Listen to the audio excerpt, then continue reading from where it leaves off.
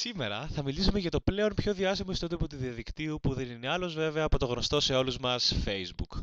Πρόκειται για μια σελίδα ουσιαστικά που μπορούμε να ποστάρουμε τις φωτό μας, να μιλάμε με τους φίλους μας, να βλέπουμε αυτά που κάνουν ή αλλιώς κοινοποιούν και πολλές άλλες παπαριές που μας έχουν κολλήσει ουσιαστικά σε μια γαμοκαρέκλα, σαν το σκατιάρικο ολόγυρο που γίνεται κόκκινο σαν το παντζάρι για να βγάλει μια κορδίτσα τόση δά για να πει ότι κάτι έκανε. Και μετά πάλι τα ίδια.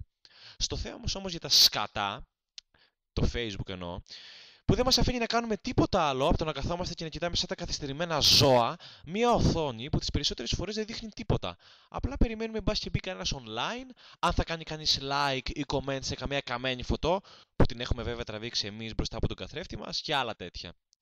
Τώρα θα κάνουμε μία ανάλυση σχετικά με τις ιδιότητες που μπορεί να κάνει ένα τσιράκι του Facebook, όπως like, comment, share, tag, find friends, poke back και άλλα τέτοια σκατά. Like. Πολλές φορές κάνουμε like για κάτι το οποίο μας αρέσει και όπου έχει κοινοποιηθεί από τους φίλους μας και με αυτόν τον τρόπο θέλουμε να δείξουμε στον άλλον ότι αυτό που μας έβαλε μας αρέσει. Και κάνουμε σαν τα μικρά καθυστερημένα κοριτσάκια που τους έδωσε αυτόγραφο σάκι σουρβάς και τους κοίταξε και σκατά. Το θέμα όμως δεν είναι αυτό. Πρόκειται για τα συνηθισμένα τυπάκια που κάνουν post το οτιδήποτε.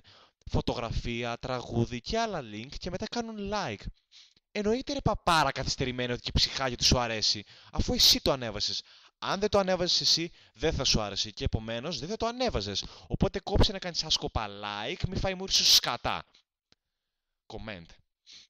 Καταλαβαίνω απόλυτα ότι έχουμε δημοκρατία και ισχύει η αρχή της ελευθερίας του λόγου, αλλά σχετικά με τον όρο σχολιάστε ή αλλιώς comment, πιστεύω ότι το θέμα έχει προεκτραπεί.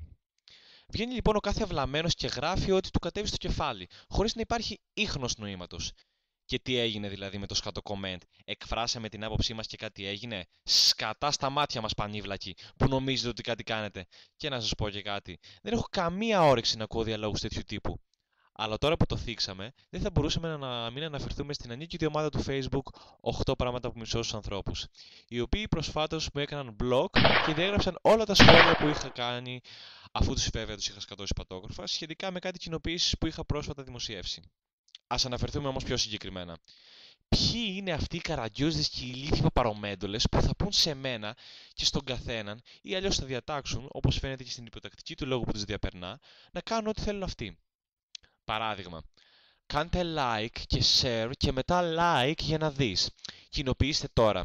Ή άλλα χαζάκια πουτανιάρικα όπως κάνε like αν θα ήθελες να είναι το δωμάτιο των ονείρων σου ή κάνε like και share για να δεις πως είναι σήμερα η μπουλίτσα η τσουλίτσα από το καφέ της χαράς ή κάθε καρακατίνα από το Κωνσταντίνου και Ελένης ή κάτι ξέκολες μαθητριούλες που τους έπεσε ο Βυζοπιάτης μπροστά από τους επισήμους στην παρέλαση για τα βυζιά της Μενεγάτης σε ξενοδοχείο και το καλύτερο.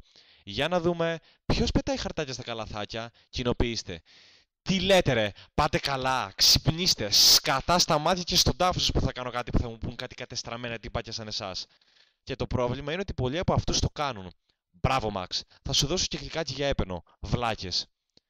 Για τις πιπούλες τύπου poke back, τι να πω. Σαν τα κοριτσάκια του δημοτικού που κάνουν μουτράκια στη μανούλα τους επειδή τους σκούντιξαν στο σχολείο και κάτι έγινε. Tag. Καταλάβετε επιτέλους κοιμισμένα κοπάδια ότι το Facebook δεν είναι τίποτα άλλο από ένα πολύ καλό φακέλωμα. Και γιατί να ρωτάνε συνέχεια μόλις προσθέτουμε φωτογραφίες Who is this? Ή Say something? Ή Where these photos were taken? Ναι. Να σου πω μήπως και τη σόβρακο φορούσα, σιχαμένο τζαπέρδανο κόλλο σφυριχτράκι. Η προσωπική ζωή είναι δικαίωμα του καθενός και δεν έχεις κανένα δικαίωμα μπάσταρδε να το καταπατάς με πλάγιους τρόπους για να μάθεις όσο πιο πολλά μπορείς. Γι' αυτό, βούλωνε, μη γίνεις ο νέος πρωταγωνιστής του Happy Tree Friends και αν δεν ξέρεις τι είναι αυτό, πάρε μια γεύση. Στάτους. Θα αναφερθώ κυρίως στα μαλακισμένα και άμυαλα παιδάκια που έχουν την εντύπωση πως έχω όρεξη να βλέπω τι κάνουν κάθε ένα λεπτό και να αναφέρουν γεγονότα που είναι δεδομένα. Παραδείγματα και σε αυτή την περίπτωση υπάρχουν άπειρα. Όπως χιονίζει, βρέχει, Χριστούγεννα, Πρωτοχρονιά, Πάσχα. Εννοείται ρε φιλήμα, για ποιον με πέρασες, για κανένα ψυχάτιο στο Δαφνί, με δώσει 500 μιλιγκράμμ ψυχοφάρμακα, να παλιδρομίζετε πάνω κάτω στην καρέκλα του χωρίς καμία επαφή με το περιβάλλον. Ναι, αν χιονίζει, τότε χιονίζει. Και το αναφέρεις, λες και έκανες την ανακάλυψη του αιώνα. Στόκε. Άλλο παράδειγμα, καφές, ύπνος, χέζω και άλλα τέτοια κουφά. Χέστηκα, δεν με νοιάζει. Πώς το λένε, αδιαφορώ το τι κάνεις κάθε 5 λεπτά. Από μένα τι περιμένεις να κάνω, like ή μήπως share με κανένα υγειονομικό να έρθει να σου καθαρίσει τον κόλο σου βλάκα. Άλλο κορυφαίο παράδειγμα είναι δηλώσεις τύπου εξεταστική, διάβασμα, καλή επιτυχία σε όλους και δεν την παλεύω και άλλα τέτοια αδερφίστικα. Αν δεν μπορούσες άλλο παπάρι, δεν θα δημοσίευες τέτοιες σάπιες πίπες και να μου λείπουν τα σχόλια και οι ευχές σου σκατιάρι, κολλημένο φυτάκι και καημένο φοιτητάκο. Γι' αυτό ή κάτσε διάβασε, βούλωνε το βρωμόστομά σου και σταμάτα να κλαίγεσαι το κοριτσάκι περί εξεταστικής, ή αλλιώς τράβασε κανένα καμένο πάρτι στα ΣΟΕ με γραβάτα και κουστούμι και πάρε ποτάκι σε πλαστικό ποτηράκι, μπας και ρίξεις κανένα γκομενάκι. Και σταμάτα να γκρινιάζεις, πανίβλακα.